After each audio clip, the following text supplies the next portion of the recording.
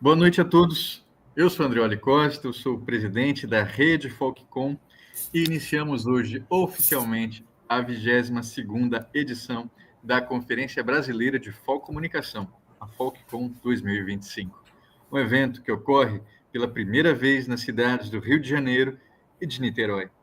A data marca o retorno da conferência ao estado do Rio mais de 20 anos depois.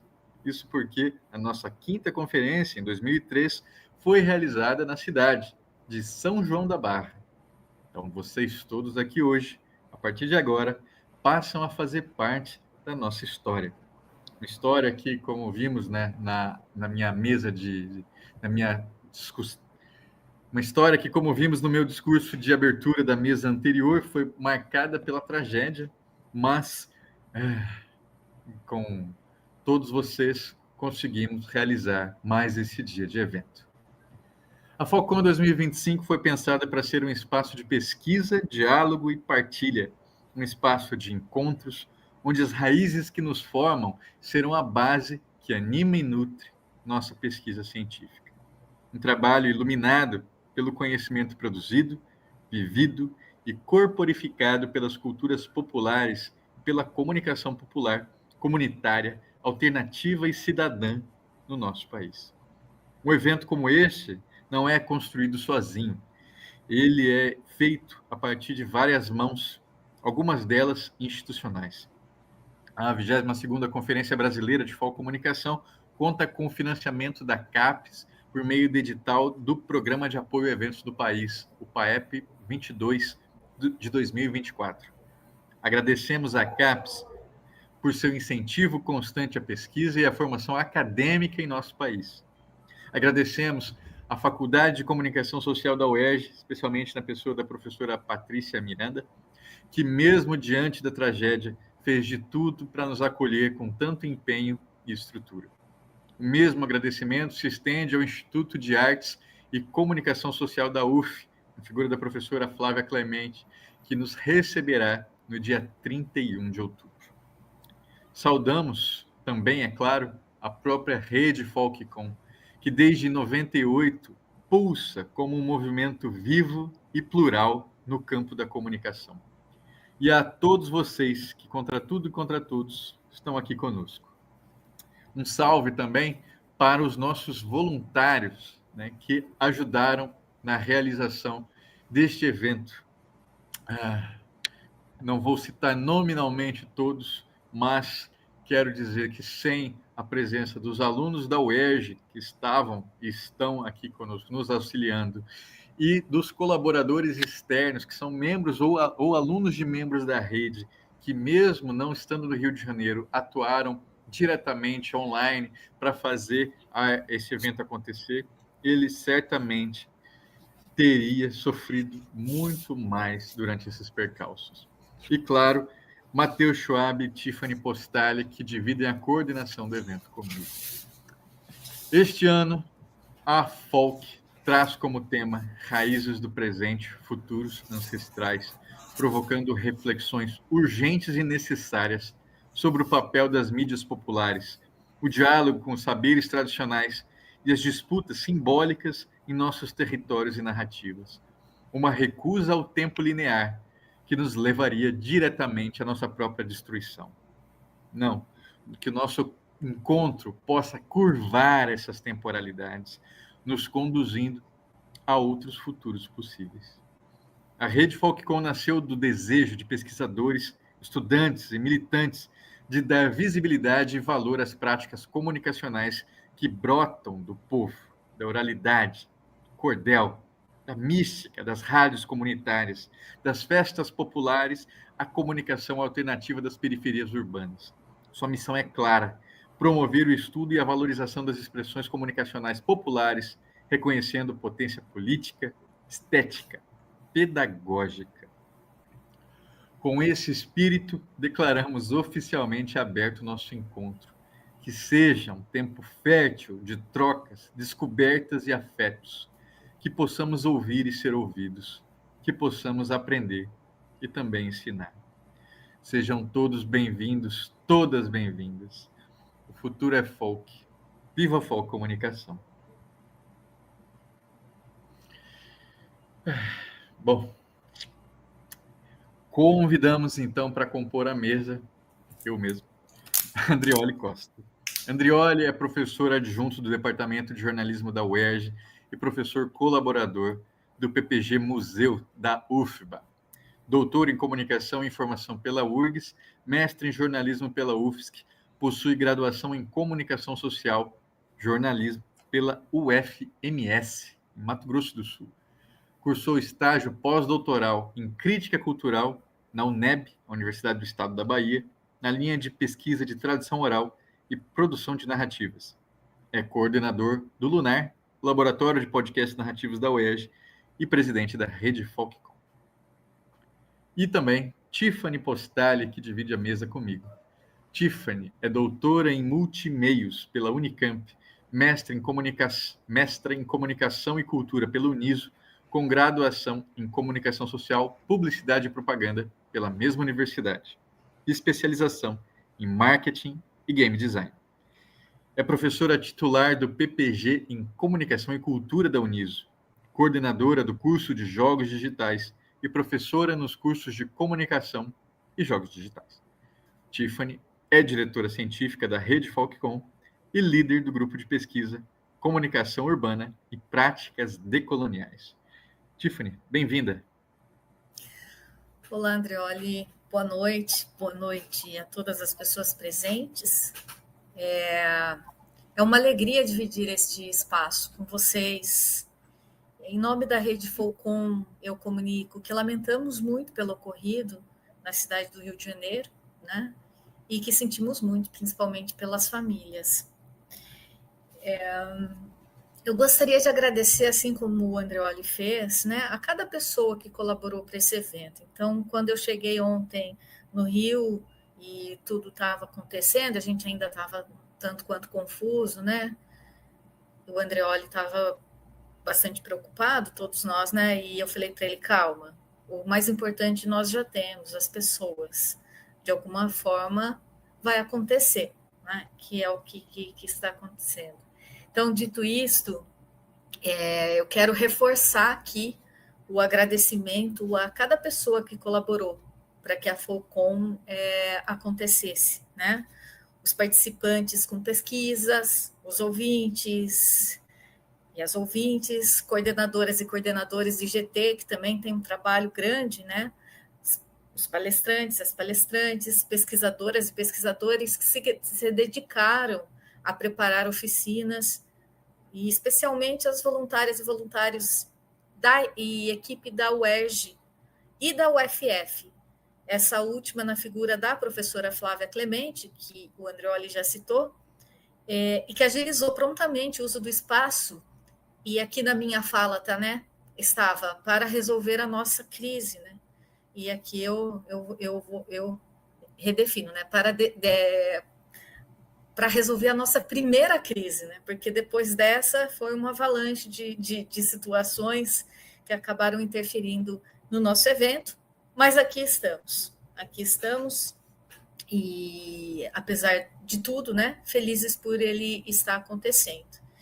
Bom, foram 103 trabalhos enviados, 88 trabalhos aceitos, de pesquisadoras e pesquisadoras de diversas regiões do Brasil e também de países como Bolívia, Estados Unidos e Portugal.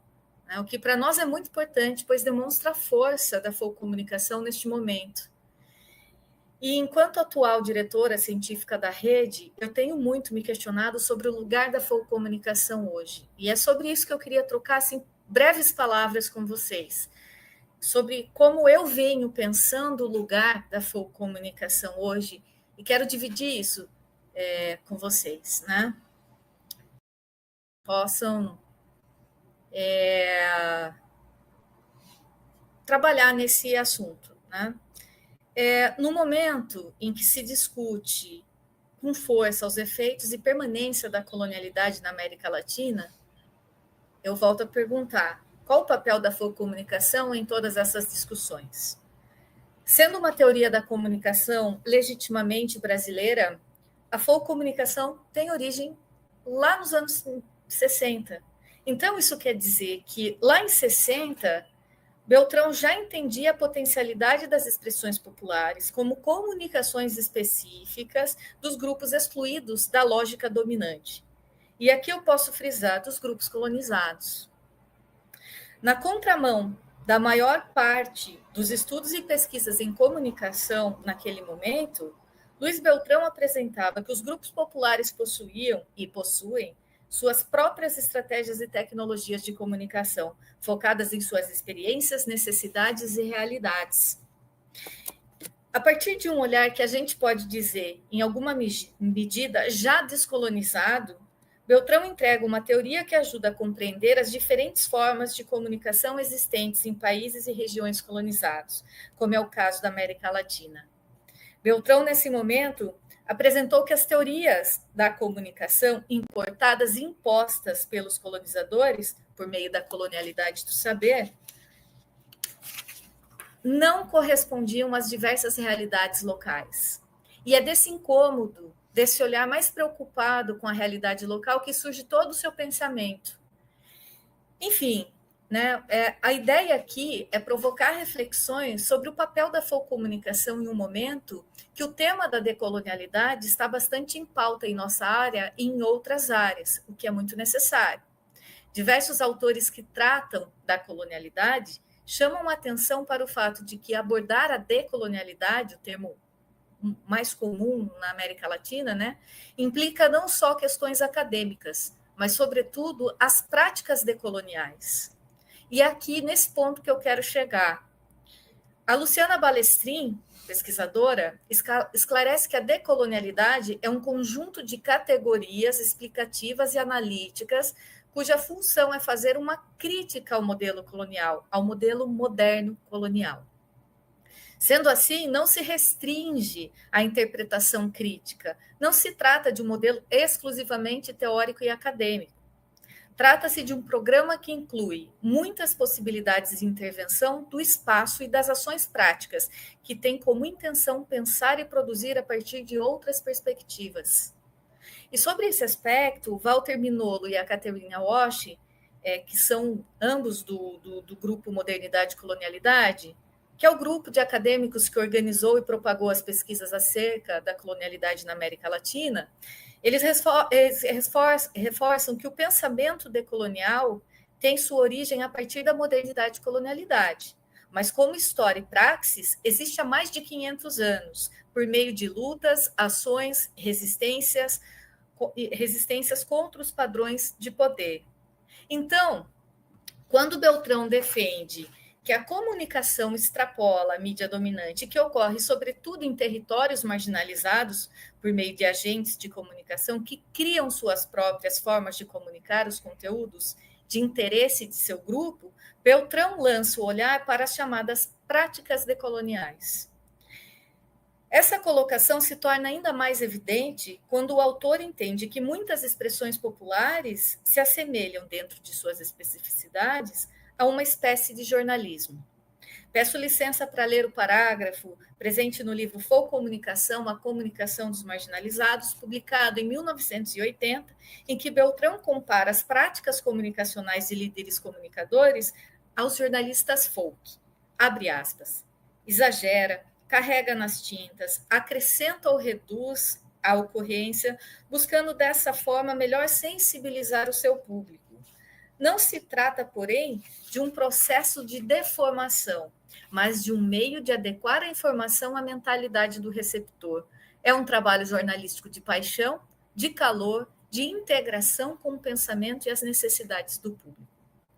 Nesse sentido, eu também gostaria, né, de destacar que o professor Joseph Luyten, no livro que ele tem chamado Sistemas de Comunicação Popular, né, publicado em 88, ele diz que os poetas de cordel, em seus livretos, sempre preencheram os espaços não ocupados pela grande imprensa e, atualmente, no Brasil, continuam com o seu prestígio.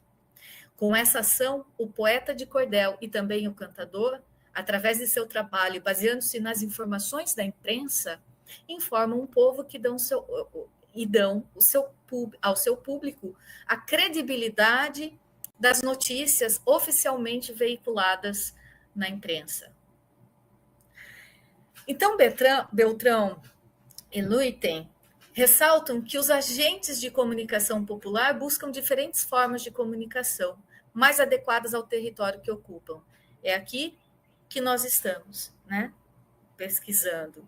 Então, as práticas que fogem ao ideal e projeto do colonizador e que são cotidianamente atacadas, vistas como as expressões do outro, e aqui o outro como a própria invenção do colonizador. Não são elas as práticas decoloniais? O próprio Luitem indica no mesmo livro que as expressões e anseios populares foram desde sempre desprezados e silenciados pelas camadas dominantes. Isso me leva a pensar que a folcomunicação e as diversas contribuições de Beltrão e seus discípulos, e que ampliam os conceitos e teorias, e aqui estamos, né, são conteúdos dialógicos para se compreender as lutas, resistências, práticas decoloniais que têm a comunicação em seu centro. A principal contribuição do legado beltraniano está na compreensão das práticas comunicacionais do colonizado, das pessoas colonizadas. Não se trata de dizer que se deve seguir este ou aquele caminho, mas sim dialogar com as diferentes formas de pensamento, especialmente os nossos, propor novos caminhos, como indicam Leda Maria, Luiz Rufino, Nego Bispo e tantos outros pensadores e pensadoras brasileiros e latino-americanos da atualidade, né? Como lembra o Rufino, a perspectiva da encruzilhada não somente se apresenta como a possibilidade de novos caminhos, mas como a rasura dos que pretendem como únicos. Então, sobre isso, lá atrás também, o Luitem, em 88, dizia: as observações e estudos recentes não tiram o brilho dos anteriores, né? Então, aqui eu faço uma ressalva. Daqueles anteriores que já buscavam rasurar os que se pretendiam únicos, oferecendo perspectivas mais adequadas à comunicação presente no Brasil e na América Latina, como é o caso dos estudos e pesquisas em folcomunicação. Luitem diz que, abre aspas, é preciso considerar que as ciências sociais procuram também explicar os fatos à luz daquilo que preocupa as pessoas no momento em que vivem. E ninguém duvida que, hoje em dia, o Brasil todo vive momentos de busca e afirmação de raízes culturais próprias. Fecha aspas. Isso em 88, o que faz referência ao tema do nosso evento: raízes do presente, futuros ancestrais. Ainda estamos nessa luta de mais de 500 anos. Então, aqui fica a minha sugestão, né? Para tratarmos em nossos trabalhos o lugar da folcomunicação na contemporaneidade, em diálogos com perspectivas mais recentes, porque a folcomunicação é uma teoria que entrega, né, perspectivas capazes de fazer as leituras necessárias para entender o nosso presente. O futuro é folk e dialógico. Obrigada e sejam todas e todos bem-vindos à Folcom 2025.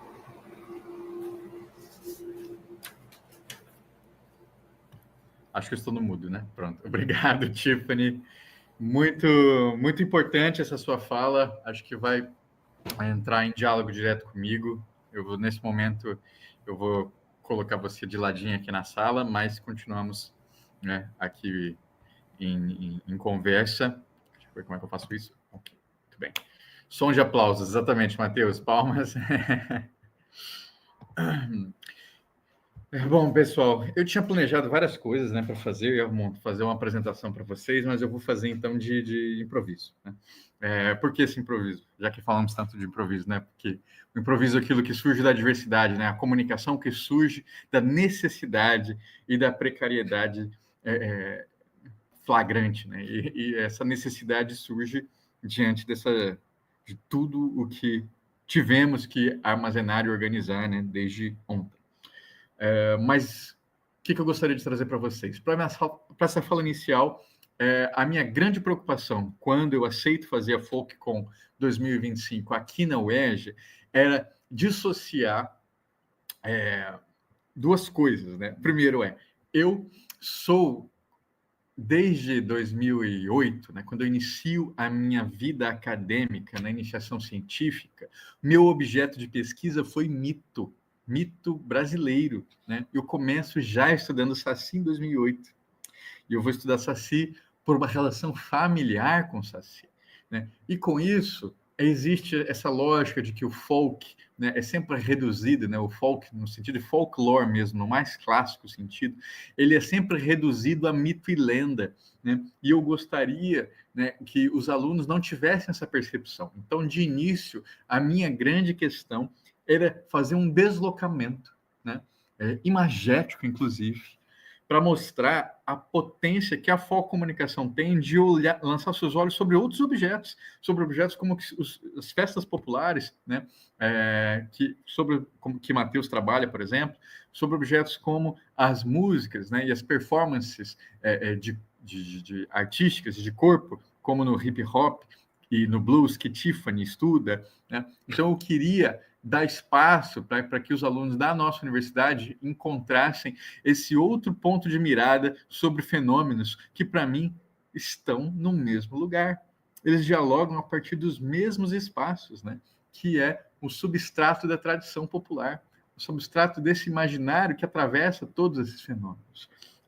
Mas, ao mesmo tempo, eu não posso me furtar de fazer essa reflexão inicial, justamente tensionando esse lugar de folclore, né? O que é este folk que faz parte do termo folk comunicação, que não deve ser reduzido apenas a folclore, mas que também é, né? Por que também é? Porque várias vezes, durante outras conferências da folk que eu assisti, esse lugar lhe era negado, né? Porque é muito mais fácil você falar, não, isso aqui é outra coisa, não vamos pensar em folclore, isso é um termo ultrapassado, do que você tentar explicar efetivamente qual que era o contexto e qual o conceito de se pensar o folk desse termo que nós estamos trabalhando. Porque é inegável que o lugar de menosprezo acadêmico, né, que nos força a tentar estabelecer o tempo inteiro o estatuto científico da folcomunicação, se dá também pela relação que se dá à palavra folclore, mas mais do que a palavra folclore, a os objetos e sujeitos das classes populares. Quem estuda esses temas, né, não tem um espaço de prestígio acadêmico como, como se tem estudando outras coisas, né? No meu caso, em especial, quando eu fui estudar a tradição popular no Paraguai, eu vi já na minha universidade de doutoramento para que eu vou estudar Paraguai, esse país não tem nada, né?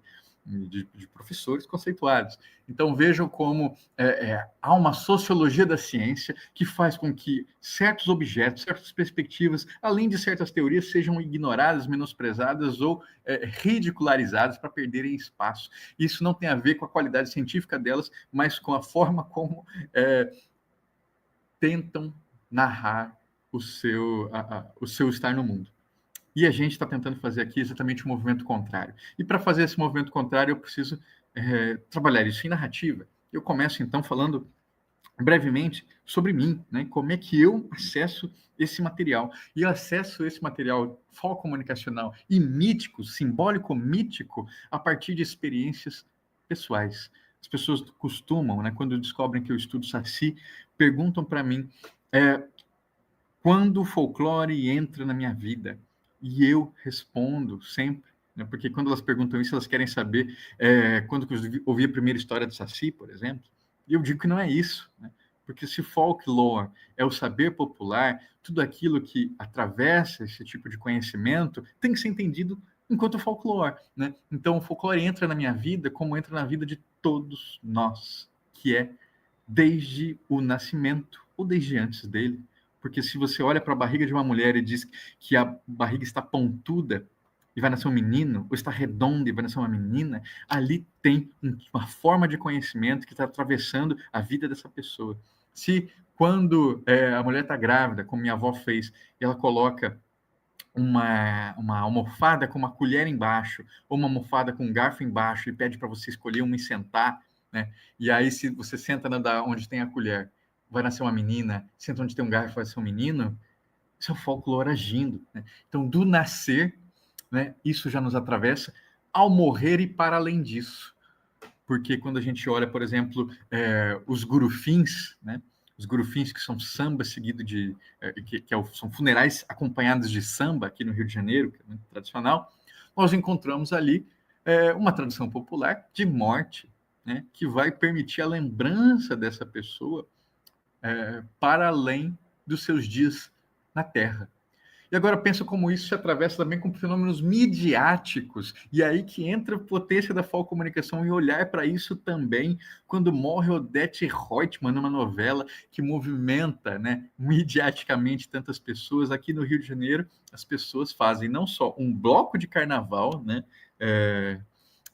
em homenagem a ela, a Débora Bloco, mas também fazem o Gurufim de Odete Roitman. Cantam e tocam samba para um personagem midiático. Então vejam como não pensar comunicacionalmente os fenômenos, sendo que eles estão aqui, nos atravessando no dia a dia e em vários aspectos distintos. Bom, para além disso, eu preciso pensar com vocês também como esse é um entendimento inicial que eu tenho, né, que é do folk nos atravessando cotidianamente. Isso está tanto na espada de São Jorge, que está no canto da sua porta para trazer proteção, quanto na cantiga de niná que você usa para embalar o sono dos seus filhos, quanto no prato típico que você faz durante um festejo tradicional, né? Quanto quando você conta uma história de Saci. Todos esses elementos fazem parte do mesmo substrato da tradição. E se você entende que, assim como o Saci nos encanta, todos esses elementos também encantam e comunicam, para cima de tudo comunicam, a gente consegue concebê-los da maneira como eu os convido a pensar esses fenômenos. Avanço, pensando também, outro aprendizado que eu tive familiarmente, que é quando meu pai fala de Saci para mim, ele fala não para distrair uma criança, porque ele continua falando, né, dos primos que fizeram pacto com o Saci, dos espaços onde o Saci aparecia e assustava e fazia com que ele perdesse bicicleta, onde, quando ele ia em baile e ele escutava o assovio do Saci, ele sabia que ali ele estava com a companhia sobrenatural, né, para além disso. Meu pai não contava isso para distrair uma criança. Eu entendo logo que ele contava para partilhar uma experiência de mundo, que se ele negasse, se ele negligenciasse esse espaço de falar para o seu filho sobre esse tipo de experiência, ele estaria negando uma parte de quem ele era, né? Então, falar de tradição é falar de identidade. Negar a tradição é negar a si, negar ao outro. Então, esses dois entendimentos já devem nos direcionar. É preciso compreender o mundo do outro para poder narrá-lo, e você não pode negligenciar aspectos desse mundo ao construir sua narrativa. E, por fim, o último aprendizado que me leva a essa perspectiva de comunicação eu tive no mestrado estudando as lendas de tesouros enterrados no Paraguai, onde eu, fazendo o clipping, eu descubro que pessoas morrem todos os meses procurando tesouros enterrados, protegidos por espíritos. Tesouros lendários que remetem à época da guerra contra o Paraguai, em que se diz que as almas que não conseguiram, né, retornar da guerra para recuperar esse tesouro aparecem em sonhos para aqueles de coração puro, que conhecem a tradição e que são dignos para apontar o lugar de enterramento de tesouro, né? Então, quando eu estudo esse tema no mestrado, eu percebo que é mais do que uma historinha, é mais do que subjetividade, é vida e é morte. Pessoas vivem e morrem por causa do imaginário simbólico mítico. Se isso acontece com o meu objeto, e a nível científico eu tenho que tentar encontrar essa mesma seriedade nos outros objetos, né? Como que esses fenômenos afetam a vida das pessoas diretamente, e o que elas comunicam sobre isso. Por exemplo, quando eu penso no fenômeno desse imaginário tesouro enterrado no Paraguai, o que ele comunica para mim? Ele comunica que um país, já que essa lenda surge justamente pós-guerra contra o Paraguai, ele comunica que um país que foi massacrado, que teve 80% da população masculina assassinada, que teve as suas mulheres violentadas, as suas riquezas tomadas, me comunica um desejo urgente de transformação de vida, essa transformação que vai para o ouro, né? E uma transformação que é reconhecida não por meritocracia de trabalho protestante, mas pelo conhecimento da tradição. Meus ancestrais dizem que eu sou digno. Meus ancestrais sabem que eu conheço a tradição e por isso sou digno, né? Esses são os fantasmas que aparecem e os apontam. Isso comenta sobre o presente. Isso é um comentário sobre o presente.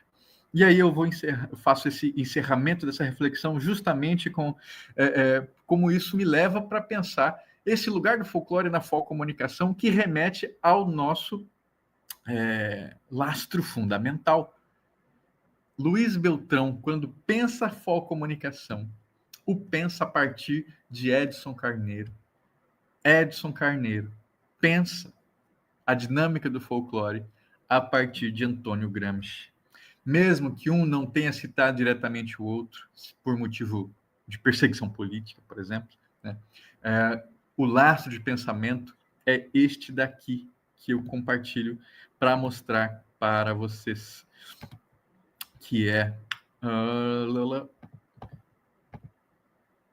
aqui. Vamos ver se está aparecendo. Não está aparecendo aqui.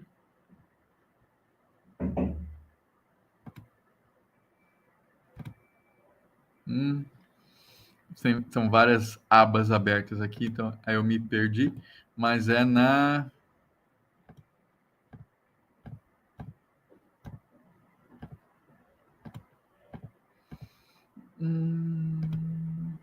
Aqui.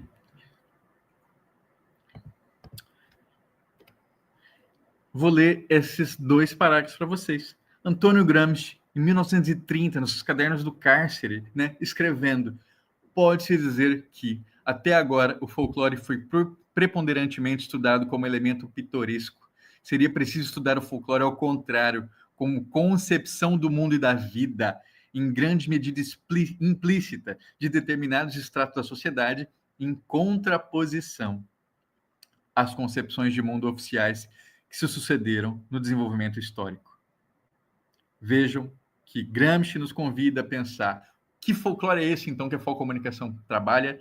É uma tradição fundamentalmente contra-hegemônica, baseada na resistência. Que resistência? Uma resistência direta? Nem sempre, porque a grande resistência das classes populares é se manter viva, é se manter brincando, né, diante da chacina, da tragédia, da vida contemporânea. E, por fim, Edson Carneiro, a quem Beltrão menciona diretamente como grande inspirador do seu trabalho, que vai pensar: são exatamente essas diferenças de classe que explicam o folclore. O povo sente, age e pensa diversamente da burguesia como reflexo da condição econômica, social e política inferior em que se encontra. Através do folclore, o povo se torna presente na sociedade oficial e dá voz aos seus desejos, cria para si mesmo um teatro e uma escola, preserva um imenso cabedal de conhecimento, mantém sua alegria, sua coesão, seu espírito de iniciativa. Então é isso. Quando falamos em folcomunicação, falamos em resistência. Quando falamos de folcomunicação, falamos em comentário, tribuna do povo.